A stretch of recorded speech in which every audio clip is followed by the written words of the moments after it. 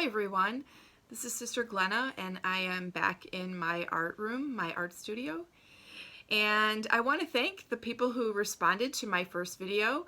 I got a lot of positive responses. And a few people even sent me photographs of things that they were inspired to work on. And so I want to ask if anybody else has pictures or are inspired to do any kind of creative work at this time. Send me your photos or post them on the Tao Center Facebook page so that we can all see what you're creating as well, putting beauty out into the world. A lot of people, not a lot, but a few people posted or commented that they never thought of being creative or using art as a form of prayer. And creative spirituality is something that we offer quite often at Tao Center. The idea that it's not just about creating something artistic, but that if there's a prayerful intention behind it, it is a form of spirituality, creative spirituality. And so that's what I want to do in this little video, is talk a little bit more about that intentionality and that process. There are a lot of books and videos about this idea, and I've kind of adapted it into 4 steps, if you will. And so this video is going to kind of walk you through what I use in my form of creative spirituality and prayer as an art form, or art as a prayer form. And I'm going to be using the medium that is comfortable to me, and that is Zendoodling. So I'm going to demonstrate how to pray with Zendoodle. But feel free to adapt these steps to whatever art medium that you use. Some people are painting with oils or acrylics. Some people might watercolor or use colored pencils. Some people are quilting. So whatever art form that you are comfortable with, you can approach it with the same prayerful intention. And so that's what I'm going to talk about and demonstrate in today's little video.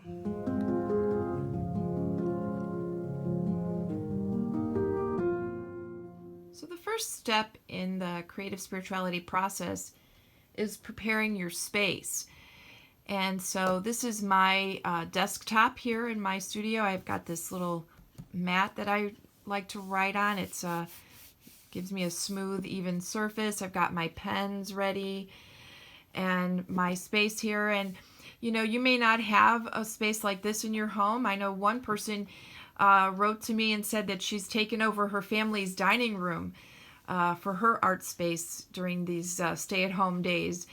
Maybe you can find a space in your home or set up a card table or whatever space that you have to get creative and make your own. So an element of preparing your space is also preparing your materials.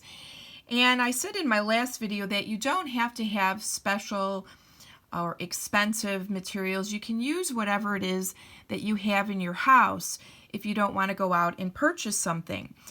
So you might have Sharpies in your house. I have a fat one and a couple of more fine point Sharpies that I used to make a couple tiles, which I'll show you in a moment. You might have a fine point pen like this. You definitely want to have the finest point that you can for Zendoodle. It kind of makes things a little neat. You'll need just a basic pencil. These were some gel pens that I found at Target. These are other kind of pens that you might have around. So those are the kind of pens that you need. You don't need anything really expensive or special. If you do want to look at the more professional kind, this is a really good brand. This is called MICRON. And these, I actually got this 3-pack at Target. They have branched out with some more professional type art supplies even at Target. So if you really want to splurge, you might want to get yourself a set of those, but not necessary. Tabs of paper. So I have some basic cardstock. It's just a piece of 8.5 by 11 cardstock. The heavier the paper, the better for working on this, but you can use plain old paper if you have just Xerox paper at home. Again, if you want to buy something, these artist tile sets are available on Amazon, I think, and other art supply stores, and these are 3.5 by 3.5. I cut my cardstock down just using a paper cutter. Now, if you don't have any cardstock, I actually used the inside of a cracker box. See, on the inside it's this nice plain white, but on the outside, you know, who cares what the backside looks like? So get creative and find cardstock and paper in places you wouldn't even imagine or think about. I like to use this size papers, 3.5 by 3.5 or 4 by 4 square, for a couple of reasons. One, it's manageable. It's simple. It's doable within a relatively short period of time. When you look at a large piece of paper like this, like an 8.5 by 11, and you say, oh my goodness, that's a lot of space to fill up, and it could be a little intimidating. But when you look at a little tile like this, oh, I can do this. I could sit down for a half hour or 40 minutes and create something on this little piece of paper. And the square shape really facilitates the working with it, because as you see, as I'll be doing the process, I'll be turning the tile, and it kind of helps with the creative process. So this is a little demonstration, a sample of what we're going to work on today. And here's another couple that I did. Oh, here, if you can't find white cardstock, I even found a piece of brown cardstock from a package of something, and did this with my Sharpies. Did this one with Sharpies too. So you see, you don't really have to have expensive pens to make something beautiful. So that's kind of what we're going to be working on today, is this heart. The last step of preparing my space is I light a candle and I bring it into my workspace. The light is a powerful image, the light of Christ, the light of enlightenment and knowledge and wisdom. You know, light is a very powerful image, and it helps me to remain focused and to keep my intention as I'm working, which is our next step, and that is setting an intention.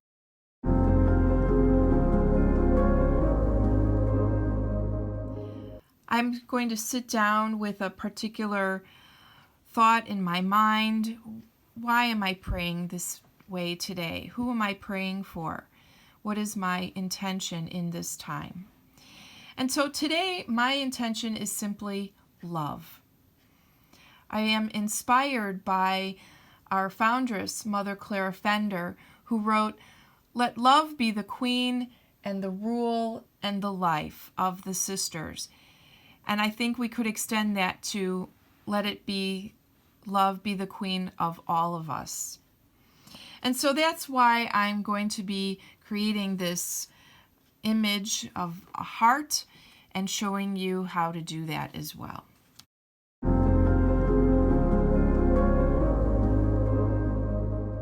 So I'm going to start very simply with the Sharpie. I like this for a little bit wider frame, but again, you can use whatever pen you have.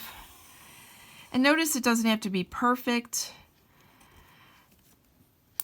Let the pen in your hand just guide you, and just have fun with it. Don't worry about perfection. Don't worry about, am I doing this right? There is no right or wrong. There just is.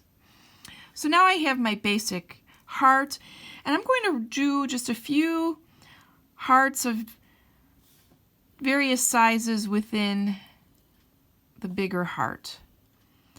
Could be randomly placed, or you could bunch them up here like a little cluster.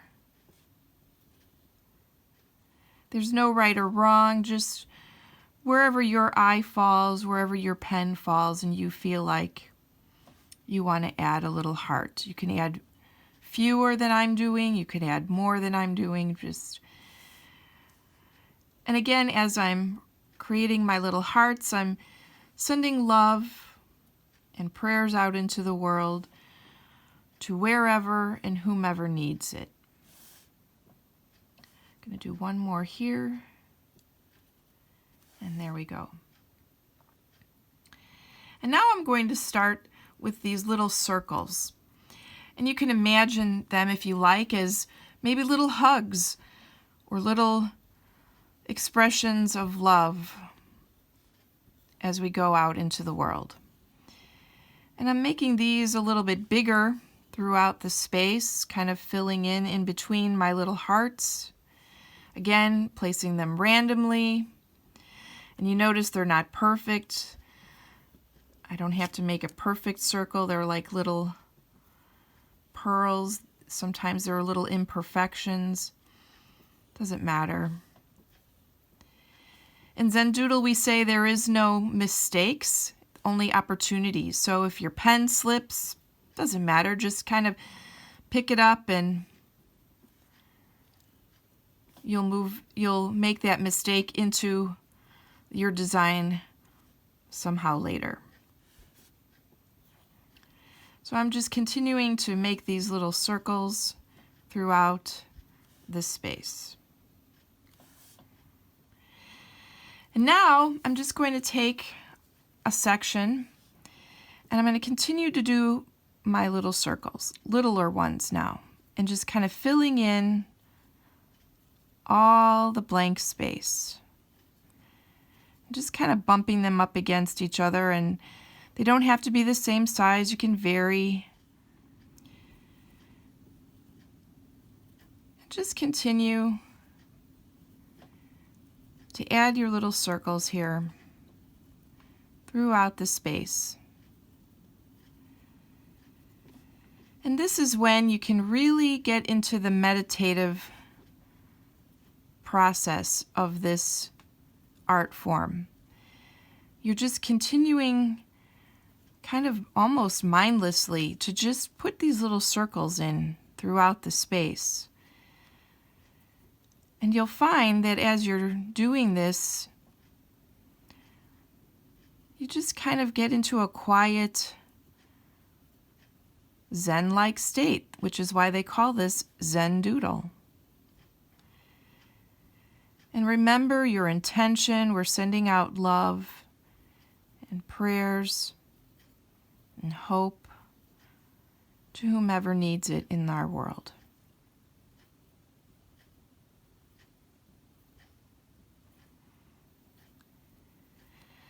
Remember to breathe.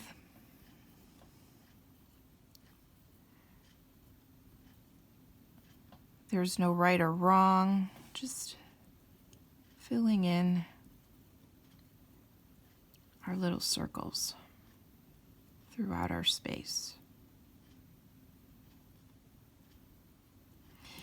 And see, this is where a square paper helps. You can kind of turn the paper and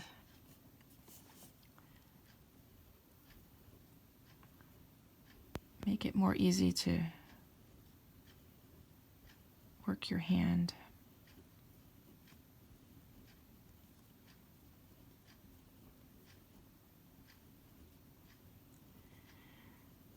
Now I'm going to pause the video and keep doing this, and you might want to pause the video and keep doing yours, and we'll pick up when it is filled and complete. As I finish up here and do my last little bit of circles, I want to talk a little bit more about creating an intention. You know, sometimes I might be making a card, a birthday card or a get well card for a particular person, and so my intention is very specific. I'm thinking of that person and their situation as I'm drawing. And sometimes it's just simply to be at peace, to find peace and rest in my soul, or sending out peace or harmony into the world.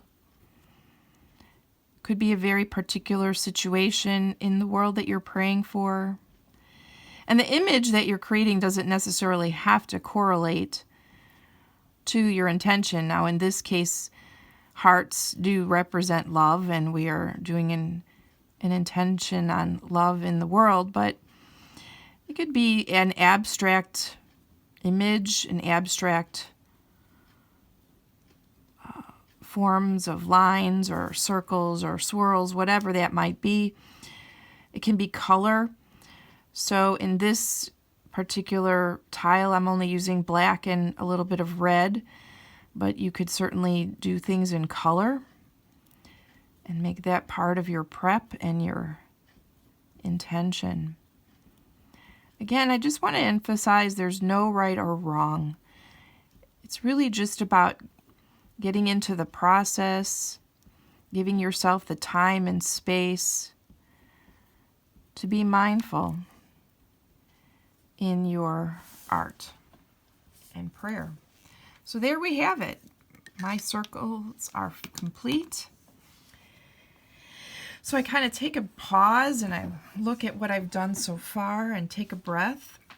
And now I'm going to pick up my red pen. Again, I'm just using this very simple gel pen. And remember those hearts that we did at the beginning? I'm just going to color those in. Just add a little color, a little pop of color. And so now this is kind of where the artistic takes over the prayer, but you can still be mindful and prayerful as I'm getting artistic here and filling in my little hearts and sending out some color.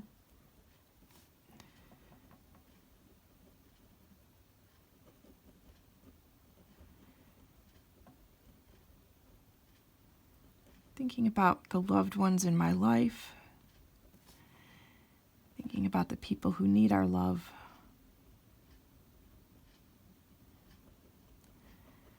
Sometimes the people who need our love the most are the ones that we find disagreeable. Thinking maybe right now, people in the government need my love and my compassion. It's easy to love those who love you back. I think Jesus said that, right? What's difficult is to love our enemies, to love those people that aren't quite lovable. But all people are loved by God. And so I send out my love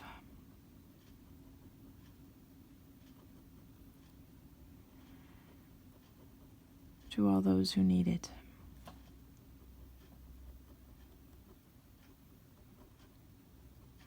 And likewise, I kind of open my own heart to receive, to remember that we are also lovable and beloved by our God and the loved ones in our life who rely on us, who enjoy our friendship and our familiar relationships.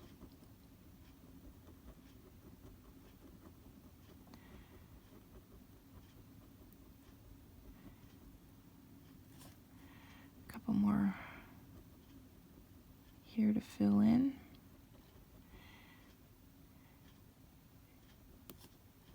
I think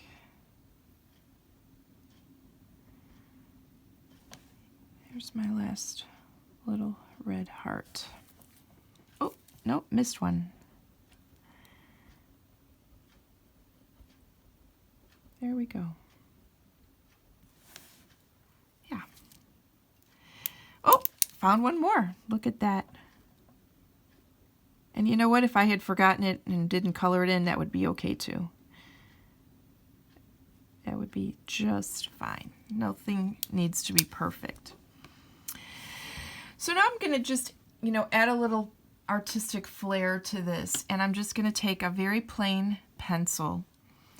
And in just the larger of my circles here, the ones that we kind of did first, I'm just going to add just a tiny bit of shading. you could choose the left or the right side. For some reason, I always choose the left. I'm just going to add a tiny bit of pencil.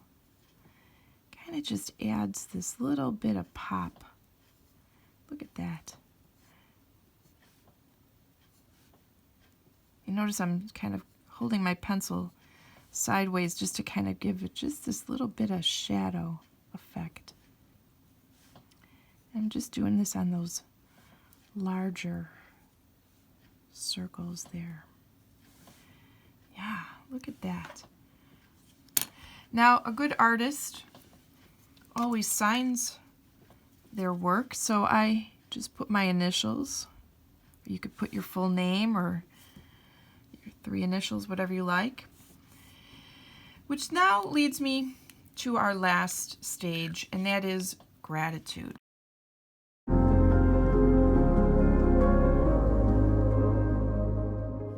So now that I've completed my tile, I'm just going to sit here and gaze at it for a moment and look at that and say, wow, look at that piece of beauty that I've created, that I've spent the last half hour putting my intention and my heart into, and this is beauty that never existed in the world before. And how grateful am I for this opportunity and this time? How grateful am I for all the people that I love and for the chance to send my love out into the world. And so I want to thank you, express my gratitude to you for spending this time with me today. I hope you have found some inspiration for your own time of prayer and creativity. And again, please send me your photos. Either email them to me or post them on our Facebook page, Tao Center Facebook page, and share your experience of creative spirituality and what this time has been for you. Thank you again for joining me, and I look forward to spending more time in video with you in the future.